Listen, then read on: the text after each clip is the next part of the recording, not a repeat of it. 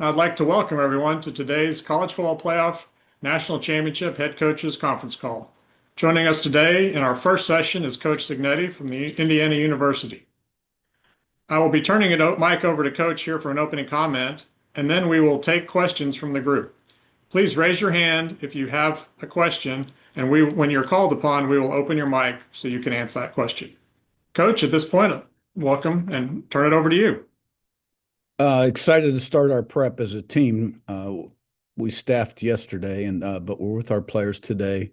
A huge challenge against a great Miami team. Very impressive, really in all three phases. A lot of twitched up athletes playing fast, playing with a nasty edge. Coach Cristobal's done a great job. Offensively, quarterback Carson Beck really playing well. Receiving core impressive, offensive line veteran impressive, running back over 1,100 yards defensively. Really shutting people down, creating turnovers, creating havoc up front. The two ends are a big challenge. Corey's got them flying around, and their teams are good. So, be a great challenge. Great. We'll start with Scott Dockerman. Hi. Hi, Curt. This is Scott with The Athletic. I wanted to ask you about retaining Bob Bostad. What went into that decision? How much did you know about Bob before you elected to keep him? And then what were the conversations like as you built the offense because you hadn't worked with him before? How was the conversations built as to how you were going to work offensive line with your passing structure and running structure? Yeah, I think Bob Bostad was a key addition to the staff. I had known of his name for about 10 or 12 years and his reputation. And when I looked sort of like who was still on who was on the roster in terms of the coaching staff last year, and I saw that he had been the line coach, that excited me. And I offered him, the opportunity to stay right away. And I don't think it took him real long to make a decision. And in terms of the transition with the offensive staff, Mike Shanahan, and at the time, Tino Sinceri, quarterback coach, John Miller, running back coach, Grant Kane, tight end coach, had all been with me at JMU, and I'm involved offensively in the meetings. I think putting it all together was really easy because Bob's a vet, and his philosophy in terms of the run game was aligned with mine and Mike's. And then it was just a matter of, okay, pass pro, what will our calls be? How are we going to do it? What 5-man, 6-man, 7-man protections are we going to carry? And he's just done a tremendous job. He's a great developer. He gets a ton out of his guys. The whole becomes greater than the sum of its parts. And we've been, very consistent and very balanced between the run and the pass. Great. Next, we will go to Brandon Marcello. Brandon, go ahead.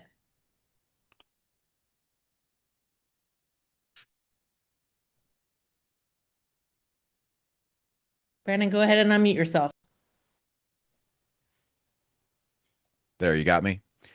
Sorry about that. Coach, congrats on the success so far. I was wondering, when you look at developing and coaching players throughout the career, how different is a player, say, in year 2 compared to, say, year 4 or even year 5 when you're coaching them?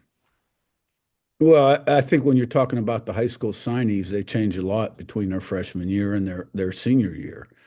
And now, their developmental curve is different. Every guy's a little bit different. Some come in more ready to play than others. Some it takes a while to mature physically. Some it's mental. But there's no question about it that, a 22-year-old is a little wiser, older, bigger, stronger. He's had 4 years in the offense, defense, or special teams, and he's a more productive player. How much you think has helped your success here in the early goings there in the first 2 years that a lot of the guys or some of the guys are a little bit older that can help bring along like second and third year guys? No, I think it helps us a ton, but that's what we would look for too. When I came, it was a quick process, a 3-day hiring process, and when I got here, we had 10 offensive starters in the transfer portal, and we had one returner on defense. So we were down to 40 scholarships, by day three. And so, we needed to hit the portal hard. And, we signed 22 guys that had all been 2, 3 year starters with consistent production. I knew we had flipped the roster. And then every year, as your high school recruiting builds up, you kind of start to wean down a little bit from the portal. Uh, so you'll never be at a point where you don't engage with the portal. And this year we'll take a few less than we took last year, and we took a few less last year than we did the year before. But I think getting older, mature guys that played a lot of football, if they got the right stuff, which they're not, I'm not bringing them in if they don't. It, it's an asset. Great. Next, we'll go to Bill Bender. Bill, go ahead. Coach, thanks for doing this. Kind of building off Brandon's question. What to you is that perfect balance of guys in the transfer portal and then guys that you have recruited, and how you've been able to develop all of that talent as you get into the next couple of years with your program? Yeah, I don't look at it that way. I think in college football nowadays, you got to win every year. With social media the way it is, the pressure to be successful, you got to put together a team that's ready to compete for championships every single year. So now, the more success you have, the better you're going to recruit from the high school ranks. And those guys will develop, and most of them will redshirt, but some will play as a freshman. We're always going to bring in 20, give or take one or two high school guys. I think we brought in 23 this year, and some of those guys are ready to help us right away in some capacity. But the portal guys, you're bringing them in because you have a critical need where you have to fill a hole on your football team. So, we've been successful doing it. College football's changed a lot, obviously, still changing. You got to adapt, improvise, be light on your feet, if you're going to survive. And that's where I think all that recruiting coordinator experience I had in the past, too, as well as coaching, probably benefited me. Great. Now we'll go to the line of Andrea Adelson. Andrea, go ahead. Hey, Curt, thanks for doing this. Obviously, we've all seen the success you've had there since your arrival, but I'm wondering, what would you say to folks who think that Indiana may still be a, quote, Cinderella story, considering the past history of the program? Well, define Cinderella's story in the context of Indiana. I'm not quite sure what you mean by that. A team that has risen up despite the past that shows there has not been a lot of winning tradition. Well, I think that's a fact. If you look at, the record since Indiana started playing football and relative to the success we've had the last 2 years, we've broken a lot of records here in terms of wins, championships, postseason games, top 10 wins on the road, et cetera, top 10 wins, period. And so, it's been kind of surreal, but, you get it done with the right people, properly led, and you got to have a blueprint plan and process. You got to have the right people on your staff and the right people in the locker room. And we've been fortunate to have great staff continuity. With Bryant and Mike have been with me 11, 12 years, and a lot of other guys on the staff, 5, 6, 7 years. And then down, in the locker room, we got a lot of older guys that have high character, great leadership traits. They can buy into the team vision. They're very consistent day in, day out in terms of, being committed and disciplined and working hard toward improvement, staying focused on the goal, keeping the eye on the bullseye, so to speak. And, being able to sort of enter every Saturday prepared with the right mindset and then putting it on the field. So it's all about people. And then you got to have a blueprint and a plan. And I think, there's no question about it. That's what's gotten us to this point. Thank you. Now we'll go to the line of Zachary Osterman. Zach, go ahead. Curt, I'm curious, and I suspect I know at least to some extent the answer to this question, but you've been, kind of in championship game settings. Your dad was in them, you were in them as an assistant, you've been in them, kind of as a head coach. Like, do you change anything approaching a game like this at all? Or do you almost sort of reinforce the extent to which nothing changes in a game like this from your experience? Yeah, I mean, we've got to prepare for this game no different than we prepared for Ohio State and Alabama. The biggest mistake our guys can make, and that I'll talk to them tonight in the team meeting about this, is making this game bigger than it is, and and going down that road. Then that would be detrimental, to our preparation and our performance.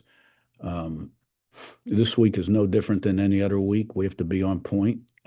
We have to stack meetings, practices, and go in totally prepared. But then you got to put it on the field, against a great opponent. Great. We'll go to the line of Jeff Rabjohns. Jeff, go ahead. Hey, Coach, thanks for your time.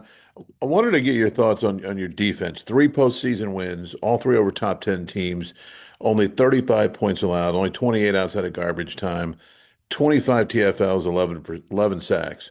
Just what do you think of the level of impact your defense is proving they can play at in the postseason specifically? Well, we were excellent against Ohio State, Alabama, against Oregon. We created 3 turnovers and blocked a punt, which was 4, led to 21 points. And, it starts with Bryant Haynes. He's the leader of the defense, and, he goes in with a good plan and puts our guys in position to attack and make plays. But then the credit goes to the guys on the field. Leader of the defense is Aiden Fisher, but every unit has its leaders, and it all starts up front with, stopping the run and affecting the quarterback. And, turnover ratio is huge, getting the takeaways and then limiting the explosive plays and good and critical situations. We're playing a little shorthanded. We've lost some guys that were valuable contributors. But it's been the next man up mentality, like Daniel Ndukwe, who made a couple big plays in that game, blocked a punt also. We haven't skipped a beat, so to speak. Now there were a few more cleanup plays coming out of the Oregon game than the other games, partly because of the conflict Oregon can put you in offensively with tight ends that run like receivers and spread you out and create some throwing lanes. But you got to be great. You got to be really consistent in all 3 phases to be successful. And I think that's what this team has been. We've been pretty consistent on offense, defense, and special teams. And for the most part, we've played at a high level from play 1 to 150, regardless of the competitive circumstances. Thanks, Coach. Next, we'll go to Michael Nizoliak. Go ahead, Mike. Yeah, Curt, I know your offense has evolved and personnel has obviously changed, but does facing Corey Heatherman add kind of any wrinkles to game planning, given his familiarity with your scheme and Mike Shanahan? And I know you mentioned that he is a bit different scheme-wise than Bryant Haynes is. What's unique about his kind of approach versus Bryant? Well, I think we've evolved offensively since he was my defensive coordinator first 3 years at JMU. We've evolved offensively. Terminology's changed. We do things differently, but his scheme has too. Now, philosophically, in terms of what we think is important, him and I, that hadn't changed. He's going to create havoc up front. Stop the run, TFLs, sacks. They got 47 sacks on the year. And he's going to attack. The way he goes about it is a little different than the way he went about it at JMU, but, the way we go about it offensively is a little different too. So, I got a lot of respect for Corey. He did a tremendous job when I hated to see him go. I hold him in very high regard. He's one of the best football coaches I've ever been around. His day in, day out intensity and his commitment to the game is unparalleled. But I was fortunate to have Bryant Haynes on my staff, who was ready to step into that role. And they're a little different because they're different people. And Bryant likes to do a lot of different things, but we do them well. But the philosophy is still the same in terms of it all starts up front. And statistically, since Bryant's taken over, it's about like it was when Corey was a coordinator. We're always in the top 5 in total defense, 1 or 2 against the run, very high in TFLs and sacks. And but in terms of the schematics, man zone, the kind of blitzes, the fronts, we've changed a little bit, and I've seen Corey change based on what I'm seeing on tape. Next up is Pete DePremio. Pete, go ahead. Yeah, hey Curt, I'm wondering with D'Angelo Pons playing wide receiver, was that game specific? Did you think about doing that during the regular season? And have you ever played a guy 2 ways? And if not, would you? That was specific to a certain situation and down and distance in this game, that against Oregon, this past game.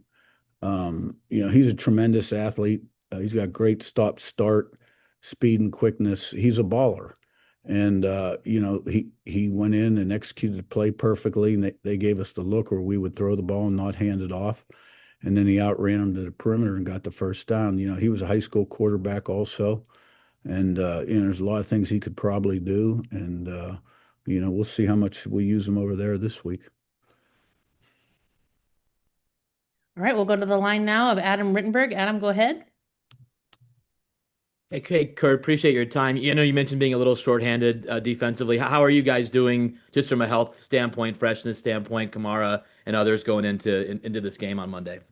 Yeah, we came out really good, and everybody that played in the last game will play in this game. And just really quickly, what do you think the legacy of the guys you brought over from James Madison will ultimately be at Indiana? And has there been anything that they've done or continue to do that surprised you at this point? Well, I think they've been a big part of what's transpired here, especially year one in the transition. We had a lot of guys decide to stay. They had the right stuff. A lot of new guys, the JMU guys, probably represented about half of the transfers we brought in December. And they were probably able to answer some questions for the new guys, the returners too, in terms of how we do things and about me and the other coaches. So in terms of their legacy, I don't think that book's final chapter's been written yet. And when it has been written, then I think we'll all have a clearer idea. Thank you. Next, we'll go to Sammy Jacobs. Sammy, go ahead. Coach, thanks for doing this. I wanted to ask about Pat Coogan and how easy it makes it in film to hammer home that you finish the play when he's 20 or so yards downfield jumping on a fumble. It's the second time he's done it this year. Just how does that help the philosophy of your team? Well, he's a winner. Pat Coogan's a winner. And but we got a lot of guys like Pat Coogan. But he's been a great addition. Played a lot of football at Notre Dame. We needed a center. He saw the opportunity. He's been key to the development of the offensive line, one of the leaders on our football team. And, this team has really grown closer as the season's gone on. It's a very tight group. And this team has probably taken the message of how we want to play and put it on the field to a greater extent than any of the other teams we've had. And Pat's a key part of that. He's very highly respected by his teammates. He prepares great. I mean, you're on the plane, traveling, you'll see Pat back there, he's reading his notes, writing things down. Game means a lot to him. And the fact that he was 20 yards down the field and recovered that fumble, it didn't surprise me a bit that it was Pat Coogan. We just got to teach him now, once he recovers it, to roll over it properly. All right, and our last question today will come from Chris Vanini. Chris, go ahead. Hi, Curt. Fernando Mendoza, he talks to us in the media like a coach, like he sounds like a coach. I'm curious, what is his communication like within the team and within the program and when you're working with him? Well, Chandler Whitmer probably and Derek Owens, our strength and conditioning coach, have more day in, day out involvement with Fernando than I do. And I can tell you this, that the best way to lead a team is to perform well, and especially at the quarterback position. I've never tried to like make that guy the leader in spring ball because his performance will speak for itself. And he is highly, highly respected in the locker room. And the way he's played speaks for itself. I mean, I thought he was excellent against Oregon, and he's just, even since the Heisman Trophy, he's upped his level of play. And he's a special guy. I mean, he's extremely intelligent, and people recognize that. And he says the right things, and he'll be really successful one day when football ends, whatever it is he chooses to do. And he's got a great relationship with the guys, and it's mainly the older guys, obviously. Those guys hang together. And but I think what he's done behind the scenes to to bring the offensive unit even closer together, and that's a lot. Those are a lot of things that I'm not aware of at the time. Find out later.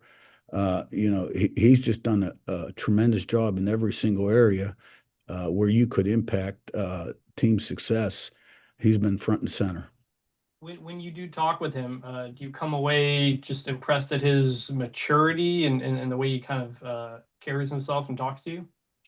When I talk to him, the conversations are usually pretty short, and he doesn't say a lot in the building or on the practice field. He's not a vocal guy.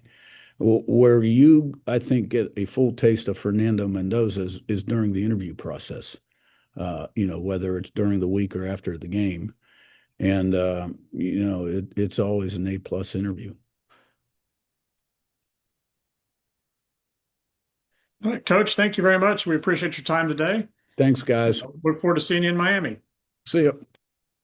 Everyone else will be starting the Coach Cristobal call here in just a few minutes.